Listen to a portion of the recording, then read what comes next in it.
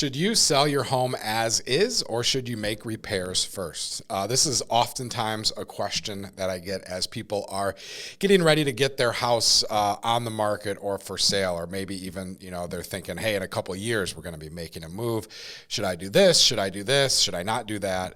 And it can be an effective strategy either way, making repairs or selling as is. So in this video, we're going to dive into some of the pros and some of the cons of each side of the coin on should I make repairs or should I sell my house as is. Making this decision to sell your home as is or making repairs first can affect many different things. It can affect the type of buyer that comes through the house. It can affect how much money you get out of the house, how quick your house sells, and it also affects how much money you're taking out of your pocket to make these repairs. And it is something that it's something that should not be taken lightly, and there's no one answer in how to do it. If you remember in the last video, we discussed how to make some repairs that will give you the highest return on your investment, what repairs those are.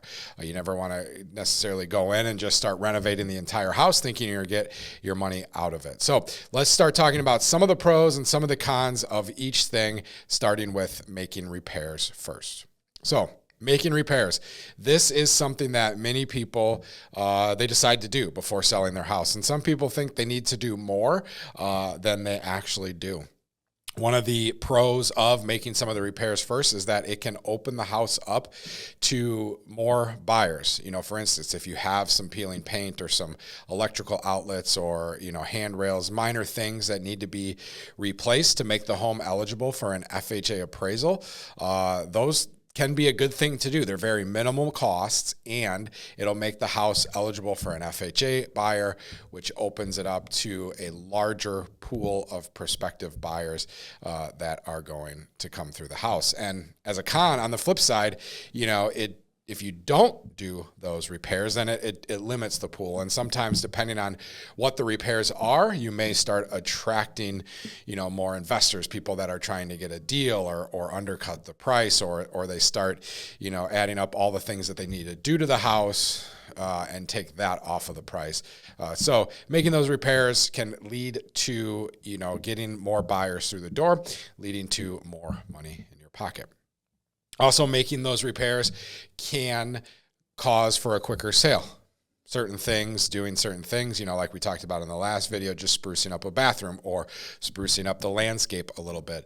Makes it more attractive online. So you're going to get more eyeballs online, more people through the door, more offers coming in more quickly, and it'll lead to a faster sale. So if you are planning like, hey, we need to be out, let's say in May, we don't want to list our house till April, it can be good to take these couple of months to get the house ready, do some of the minor fixes in order to get your house on the market ready for sale and attract the most buyers from the online marketing.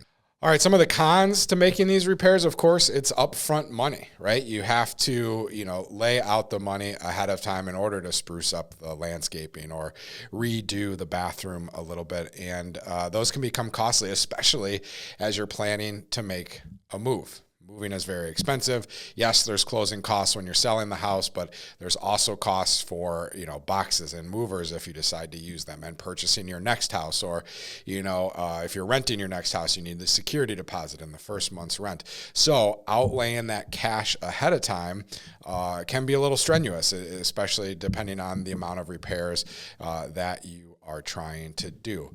Another con of making some of the repairs is you could put a lot of money and do a lot of repairs, and you may not sell your house for more money, or even sell your house for getting just the value of the work that you put into it.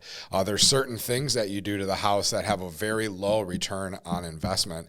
And, yes, some buyers may like it, and it may help, some quicker sales depending on what the item is, but you're not necessarily going to say, okay, I'm putting $20,000 into it. Now I can sell my house, for $30,000 or $40,000 more. Sometimes if you put, $20,000 into it, you may only get $10,000 more depending on what the repair is. So there is the con and the potential of, if you invest this money, instead of just selling it as is, if you invest the money in the repairs, you may not get it out of the house when you go to sell. So there's the two options: selling it as is or making some repairs first.